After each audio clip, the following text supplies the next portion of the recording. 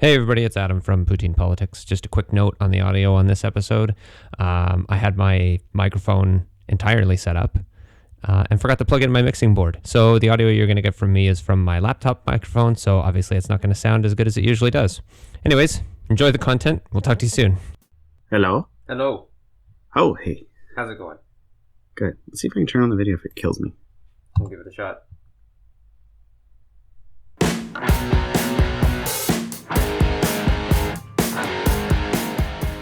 Welcome back to Poutine Politics, Canadian issues served with cheese curds. My name's Adam. My name's Mike. Mike, it really is the end of the world this time. Oh, is it now? It is. We keep having these end of the world events happening, one after the other, after the other, after the other. The pandemic kicks off, and then the stock market crashes. Everybody loses their jobs. What was after that? There was the murder hornets. Now there's the rioting in the streets in the United States. First it was the people that were protesting against the lockdown, and now it's people that are protesting police brutality again. And then we have our own problems with the report that came out from the armed forces about the situation in long-term care homes. Oh, we're gonna go there. Okay, good. Only a little bit. I mean, not necessarily where people would expect it to go. I mean, I started reading the report, and obviously it's terrible that this kind of stuff is happening. I guess there's multiple problems to it, or multiple issues to this current issue, I guess, as it were. I mean, I could see some of the neglect happening more so as a result of the pandemic as opposed to the people that are actually taking care of them. Obviously, I think currently there's probably a lack of staff, which obviously, why else would you call the military in? Yeah, at its core, if we want to start with the high-level theoretical, if you create a situation where you have a bare minimum of quality, the only way to do that is to financially incentivize people to do that through subsidies or whatever the case may be for corporations, or if you have regulations that must be met. Mm-hmm. So whenever I hear somebody say, oh, regulations, we need to cut down regulations cause things. Regulations are there to make sure that companies do what they're supposed to do. Right. That's why they're there. That's why you have to have a minimum. And if you don't have a minimum standard, that's a problem. Like, a company wants to make money. That's why they exist. So if you don't force them to do things via regulations, they will do whatever they can to make the most money. If that means putting 7 people in a room stacked up on top of bunk beds, giving them the worst blankets and, letting cockroaches run everywhere, they will do that to make the most money if you don't monitor them. Right. If you force people to say, hey, a person has to have this many square footage, they can only have 1 person per room unless they're a couple, and all this kind of stuff, then they're forced to do that. That's regulation. Yeah. I'm not going to blame a particular government. Okay. Like, I'm not going to say everything that's happening right now is the fault of the Ford government, because it's not. This is a systemic issue that's been going on for years. Mm-hmm. When it comes to the regulation side of things, this is something that is the fault of different governments, like successive governments, making changes to regulations, probably as a result of lobbying. Obviously, there's issues in public care and private care. It sounds like maybe there's more issue in private care, and part of the issue there is the fact that private care is for profit. Obviously, meaning that you're going to charge the most you possibly, or you reasonably can, to the clients that you have coming in, and you're going to pay as little as you reasonably can to the people who are working there, and hope that even though you're paying them probably less than they're worth, that they will still do the work, and they'll do it to a high level because they care about the people. Yeah, it's very rare that you get an exception to the business model, but generally speaking, the idea is that you want to lower your expenses wherever possible and raise your profits wherever possible. And often the best ways to do that are, paying people as minimal as possible. Mm-hmm. No, I did learn something. Apparently, and I guess it makes sense. Even in the private homes, they do receive funding from the Ministry of Long-Term Care to pay the wages for the nurses that are on staff. Yeah, I don't know all the regulations. I don't know how much they get what for what. I've heard of some horror stories, but the way I look at it is that you could cherry pick a news story about old age homes if you really want to. Mm-hmm. So where I don't think all old age homes are run as good as they could be, I would say that they're not. They're not as bad as some in the media may want them to be, because this is an easy story. Like, if every single town and every single place in Canada has an old age retirement home, if it was bad, they could easily just walk up to one and just walk into it. Like, it's not hard to do undercover work at an old age home. Yeah. The security precautions there aren't large. So if you really want to find out how bad they are, you could do it. And everyone that I've ever been to, it seems quaint. And I know the people that work there, you work there oftentimes because you care. Mm-hmm. It's not the chosen profession that you want to get into if you're in that line of work. However, that being said, a lot of the people that do go that route want to be there eventually. Yeah. So it's not the worst place in the world. I mean, it's not like, they're in prison cells by any sense of the imagination. No, but like you said, some have to be almost. Right. Like you said, though, I mean, maybe they're not stacking 7 people to a room, but I mean, there are situations where, let's say, they do have 4 people to a room, and Mm-hmm. and this has been part of the issue, obviously, with the whole COVID-19 situation, and why the outbreaks and the number of deaths and such is so heavily weighted in this country towards the long-term care homes. Like, I think the number is still something like 80% of the deaths that have occurred in Canada are either in or tied to long-term care homes. It's a pretty substantial number. And obviously, I mean, again, these people are older, so they are likely more susceptible to the virus and whatever actually causes death, right? Like, whether it's organ failure or whatever it happens to be, they're more susceptible to it. But I guess the fact that, unless, maybe by the time something was done, or obviously by the time something was done, it was too late. But we're 2.5 months into our lockdown, as it were. And obviously some of the stuff is easing up, but there's still people in long-term care homes that are dying now that you think they would have, I don't know. I mean, I don't know.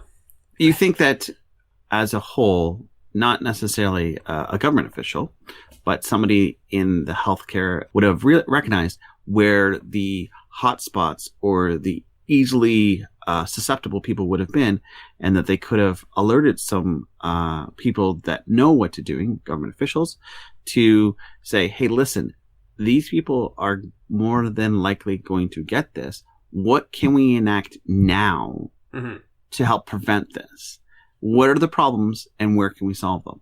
So if we're looking long term, making it much harder for the diseases in general, not just COVID, but any disease in general, flu, pneumonia, or like just a normal cough or anything like that, not as easily spreadable, by having nurses and those working at those homes know what the precautions need to be to help prevent those, would be beneficial, right? Mm-hmm. So maybe from now on, you come in, you need to be pre-screened before you enter that building. Whereas before, I don't think I ever went to an old age home and ever got asked any questions. No. Just, who are you here to see? Right. Was the question I got asked. Well, and again, knowing people that work in that field, I mean, maybe there are some homes that are doing that now, but I don't think it's widespread. No. So, like something like that kind of implementing that procedure as standard practice that needs to be enforced, needs to be regulated. Again, that's why regulations aren't bad. That's the kind of stuff that should be put in place. But those are the kind of things that maybe doing that, maybe we can lower fatalities in old age homes by 10%. Great. Do it. Don't even think twice about it. Mm-hmm. Right? If there's something that can lower deaths, there shouldn't be as much of a money figure attached to it. Mm-hmm. Right? Like, I shouldn't have to say it's going to cost $10,000 extra in the budget. Okay, whatever. Pay it. But I do know there's actuaries that say, well, listen, if you take from one, you have to take from another. And that's where the number of people get in. But you never hear about those number of people. And I don't think governments make those policy decisions based on numbers, which is why I get angry with politicians. Because I'm like, you're not making choices. Like, you're not having a debate about a hard choice. You're just making a choice because you like the person in that dress is telling you what to do. Oh, yeah. Right? Like, that's what you're making your decision on, right? Yeah. That's just my opinion on things, of course. So, but that's why I'm here. Yeah, well, and exactly. That is why we're here. Now, one of the, I guess, it seems from talking to this person I know that works or has worked in long-term care homes. I mean, again, you do have nursing staff, but a lot of the staff that you have is like PSWs, right? Yeah. I went on to the Google machine and I typed in, wages for a personal support worker in Ontario, and I found a few different ones. Like I found I think a Glassdoor one, and I found a pay scale. So I took the information from PayScale website, and so what do you think is the average hourly rate for a PSW in Canada? And this isn't necessarily just long-term care homes. This is PSWs in general. 17 and a half. Pretty close, actually. The average in Canada is $17.94. $17.94 an hour. Now, this person that I know, so they don't have their designation. Okay, so they're not officially a PSW. Okay. But the role that they provided, well, I guess partially because they were doing multiple roles within the home, but part of the role that they did provide was that of a PSW, but without the designation. Right. How much do you think they were getting paid? That person get paid 15. $14.25. Oh. And only got the 25-cent raise after being there for almost 2 years. Oh, that's crazy. So they were making minimum wage. Mm-hmm. Basically. So if we go to the average, so the average for PSWs is $17.94, and PSWs don't just work in long-term care homes. Obviously, there's other circumstances that they work in. Some of them may work in hospitals. Some may work in mental homes for people with issues with mental health, and they go the door-to-door visits. Yeah, like they go out there. Right. So there's certain businesses, obviously, or say parts of the government that they might work for that they're going to get paid more, which obviously helps with that average being closer to $18 an hour. But you have to think that for the average to be $18 an hour, there's quite a number of them that make less than that. Because it's the average, half of them make less than that. Right? Mm-hmm. So why are we paying the people that we are entrusting our parents, grandparents, whatever with at these homes? Why are we paying them so little when these are the people that are taking care of our elderly family 24/7? Don't want the easy answer, or the long answer? Well, let's start with the easy answer and see where it goes from there. Money. It's cheaper. Absolutely. Well, yeah. Right? If you're in charge of their estate, your goal is to make sure that they have enough money to live and to make sure the state always has as much money as possible. You're obviously going to make concessions, of course, if they have problems with the care at the home and they can afford to live somewhere else. But oftentimes you don't have a choice. You put them where you can, not where you want to. And that's the complicated situation, right? Because if they could still live at their house, they would. But oftentimes that's not the case. Like, they have to move out. Right. So it's just money. Yeah. The long answer of it is that you get situations where some places they were good. They've been in the place for 10 years. Now they've bought out by a corporation. Now all these little tiny places are starting and buying up by larger and larger corporations. Oh, yeah. And the quality of service goes down as a result. So now they're not paying for 4 PSWs. No. We can pay 1 PSW as like the supervisor and have 3 little minions running around doing the job of the one supervisor, right? Why pay somebody $17 an hour when we pay somebody that's unqualified to do the same role at minimum wage? Well, let's do that, right? Yeah. That's where regulation comes into play, where you have to say you have this kind of facility meets this kind of criteria, so you have to have this as a result to make sure that, one, people going to school aren't losing their jobs to minimum wage employees that didn't do the schooling, Yep. thereby encouraging people to do schooling and get the proper education to know what to do and how to handle situations. And two, you're forcing those companies to actually have the proper staff on hold, and rather than trying to save some money. Well, and when you consider what some of these people are paying to be in these homes, I did look up while we were talking about, it doesn't have specifics, or I didn't find specifics, but I mean, on the Ontario website, they do mention the fact that, so here under costs for long-term care, that says all personal and nursing care provided by long-term care homes in Ontario are funded by the government. Now, I guess what I wonder with that, because it does say all personal and nursing care. So when it says personal, does that mean that they provide funding for essentially those PSWs? That doesn't even seem to make sense either, when you consider that, especially in the private homes, some of these places, for nothing like super fancy, you're paying, I don't know, $4,000, $4,500 a month for your family member to be in there, and we're paying these people like barely better than minimum wage. Yeah, I don't know. Now, what I do find rather amusing is our good friend in Ontario, Doug Ford, going on the news, and I was so hoping Dougie wouldn't be Dougie, but Dougie's being Dougie. Yep. And basically saying, "Hey, things are bad." I'm like, weren't you the same person who cut them?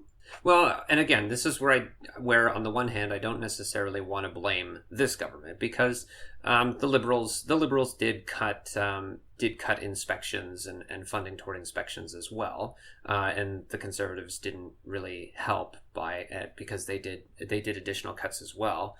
The funny thing to me was I read a good tweet about it, where the report gets provided to the Ontario government, and they read it.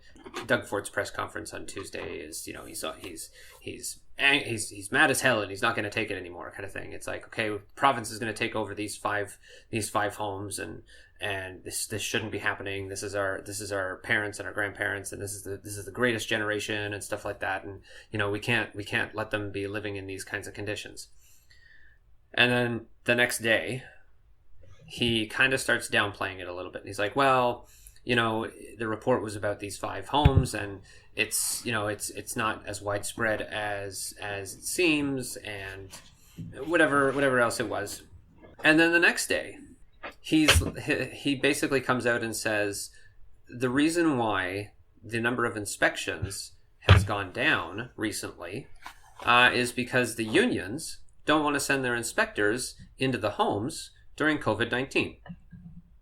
So he goes from Tuesday, where he's like, we're going to take the full brunt of the responsibility on this, and by Thursday he's saying, well, it's not our fault. Yeah, that's where I went Dougie being Dougie. See, I had no problems with him from a conservative standpoint, not admitting being wrong, but being wrong. Yeah. Like, I can understand the conservative spin. You never want to admit that you're wrong. Fine. I would just say conservative. Most politicians, exactly. Don't admit that you're wrong. Yeah. You just say. And I appreciated the fact that he was like, okay, I'm going to do something. Mm-hmm. Okay. Now we're going to ignore the fact that you cut it back, and you're just now going to do something. Fine, great. But then to say, oh, it's the union's fault again? Really, Doug? You're going back down this well again? If you want to have something happen, you can say, like, when the protests were happening, and he said, listen, if it was up to me, I'd arrest them all. I hope that the police chief and whoever's listening to me say this and is going to do something about it, but I don't have any power over them. I can't command them to do something, so I'm not going to. This is not the same thing. I'm just hoping they're listening and going out and doing something about it. Like, bravo. But don't start running. He didn't run the police chief under the bus. He's not saying it's their fault. He's just hoping they would do something. So if he wanted to extend an olive branch to the union representative and say, listen, I'm here standing in front of you. I understand that the reason why you didn't do these inspections is because of COVID. What can we do to get you to go? Yeah. Not, it's your fault. Yeah, exactly. And that's the difference, right? That's the difference between COVID Doug and normal Doug. Yeah. And unfortunately on Thursday, we got normal Doug. Right? I was like, oh, Dougie. You ruined it. You ruined it. You had such a good streak going. Yeah. For the most part. Now the interesting thing, I guess, is that this kind of information has come up numerous times in the past. This isn't a new problem. The care of people in long-term care homes is not a new problem. Like the problem was it was difficult to find I guess articles about it, because no matter what search I put into Google, it was all like, well, this is all the current news, and it's like, no, I don't want the current news. I want, like, tell me what happened back in like 2007, and it's like, oh, well, most of the articles that are coming up are still about what's going on right now. Yeah. I found maybe like a few articles, I guess, that talked about some stuff from the past, right? Like one I've got here from the Ottawa Citizen in 2017. So the headline of the article is, Ottawa nursing homes have seen at least 163 cases of abuse since 2012. So this was, not only is the article from about 2.5 years ago, but then it's talking about situations that have been going on since 2012. So this is where I'm saying, like, some of the stuff that we're hearing right now is not necessarily new. It could be different circumstances, because especially some of these long-term care homes that are having the problems that to the level that they're having with COVID-19 are probably having those issues because they're understaffed. Like I said, you bring the military in because they're understaffed, because there's people that say work at the long-term care home or at multiple, and they can't work now because they're sick and under quarantine, and so when there's not enough staff, the people can't be taken care of properly. But I think there's a difference between lack of care and people being abused, and it seems like there's maybe more, there's probably more of the lack of care because it's difficult to give care in this current situation. But Right. there is some of that elder abuse problem too. And this is where it's like, I don't want to blame anybody, but there's got to be someone that can be held accountable, or someone's. There's got to be people that can be held accountable for all of this. And hopefully we can actually get to the bottom of it, because this has been a problem, well, again, at least for 10 years, probably more like 20 or 25 years that this kind of stuff has been going on. Now we're hearing about it because of how bad they've been affected over this pandemic. Well, it's one of those things where you're trying to peel a multiple layer onion away to try and figure out where's the smell coming from. Everywhere.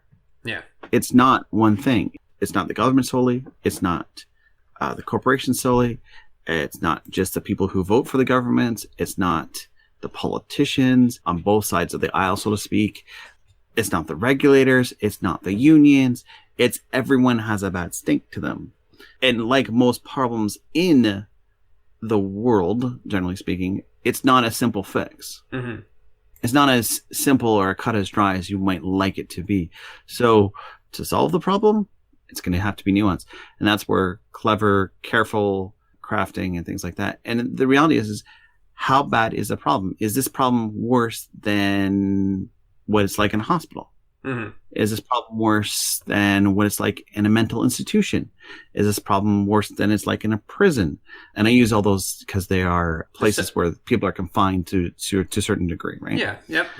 Or even people that have long-term care assistance where they get PSWs come to their homes. Yeah. Everything like that. So what would be nice is if they did a report, an investigative report by the government to find out where the money should be spent and how it should be spent. And then the government actually follow that report based on the experts and not based on heartfelt and or lobbying concerns to do what's the right thing, even if it's not necessarily the most popular thing. Right. Unlike other things where I've routinely seen where governments do what's popular as opposed to what's right.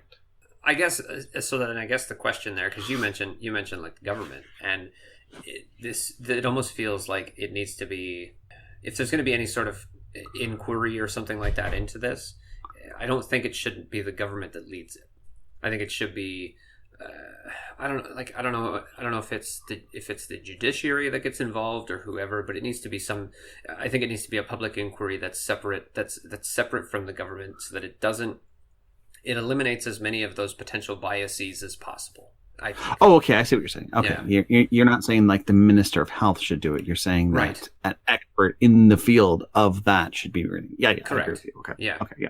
Yeah. And that's who you want. I mean, you may want to have the Minister of Health put input into it because he knows more nuances than just somebody who's just a specialist in one field, right? Yeah. Like if you have a war plan, for instance, and they say, well, the fastest way to win the war is to nuke everything. You may want to have a politician go, yeah, but nuking them's not the best solution.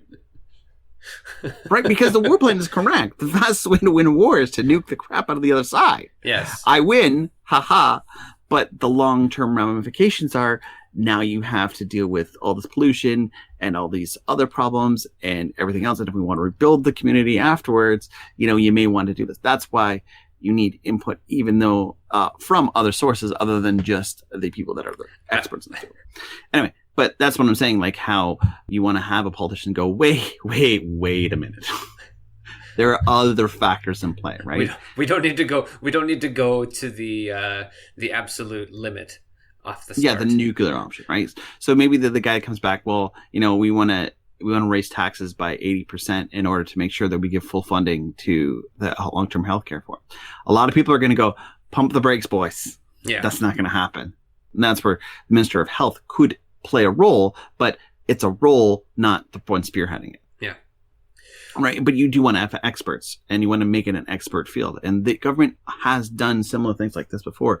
It's a question whether or not they have the fortitude to implement the changes, even if they're not necessarily popular. Well, and isn't that always the case, right? I mean, well, if it's not popular, we shouldn't do it because that affects our public opinion, and that means we might lose the next election. We've talked about that. We've talked about that kind of stuff a lot too, right? And yeah. Really, this is where we as the public need to again, whether it's an independent public inquiry or something like that, and whatever comes out of it, this is where those of us in the public really need to put our pressure on the government to say, look, if this is what it takes, this is what needs to be done. Yeah, we need to make the pressure not a popular opinion pressure, but based, listen, this is the expert. We have to follow the expert, because if we don't, we have, 100,000 dead, right? Cough, US. Yeah. But that's the thing where, how do you deal with whatever, right? Like, and that's where the experts need to come into place and tell you, and then we have to listen to those experts. And the problem is that we don't listen to the expert. We listen to the Facebook meme that says, oh, we're spending too much money on this, and we should be spending it other places. Like, let's say they do this long-term care report, and then all of a sudden somebody comes on Facebook and says, oh, well, we're spending twice as much in long-term care homes than we were spending for them in mental institutions. Well, then let's go after the mental institutions. Let's not berate the people that try and do long-term care and cut their budgets. You're arguing the wrong thing. Yep. It shouldn't be a race to the bottom. Yeah. We've been in a race to the bottom for a long time, and it doesn't work. No, because you sacrifice a lot of people. The question isn't whether or not it's gotten better or worse. The question is it at the right standard? Yep. I think is the question I'd rather answer. Right? Because if it's gotten better, but it's still terrible, that's not good. But if it's gotten worse, but it's still great, then it's fine. Yeah. Right? So, I don't know. But then again, I'm not an expert in long-term care. No, neither am I. But it was a topic. It was a topic du jour, as it were. I'm hoping it remains more than just a topic du jour, though, because we know what happens in those situations. Well, in this day and age, so many things are happening on a daily basis that even something this serious can get swept under the rug. Oh yeah. So I feel like this is one of those things that we need to make sure it doesn't get swept under the rug. You always want to make sure everyone has a chance at a good quality of life, no matter what happens. Like, if you make bad financial decisions, should you get to have as good a quality of life as somebody else? No. But that's choices that you've made. But that doesn't mean there shouldn't be a minimum. And the minimum is what I care about. Right. All right. Well, that's a discussion on long-term care homes. And I would say not necessarily just as a result of COVID, just long-term care homes in general. I guess specifically in Ontario. I was thinking about going beyond Ontario, but I thought that might get too either too in the weeds, or we'd get dragged on a little too long, right? Yeah, everything's different depending on the province. Provinces to province, like the Maritimes, are going to be different than Alberta. Yeah. Big time. Like Quebec is experiencing similar issues that Ontario is in regards to like the number of deaths and things like that, but it sounds like maybe not necessarily the same issues in regards to lack of care and things like that. Although, you know, obviously one of the prevalent stories that came out of Quebec early on was that care home in Dorval, where I guess essentially the employees walked off the job and 31 people died. Right. So It's happened in other places, but Ontario is what we know. Let's just, we can admit that. Yep. All right. Anyways, that's long-term care homes. My name's Adam. My name's Mike. Thanks for listening. We'll talk to you soon.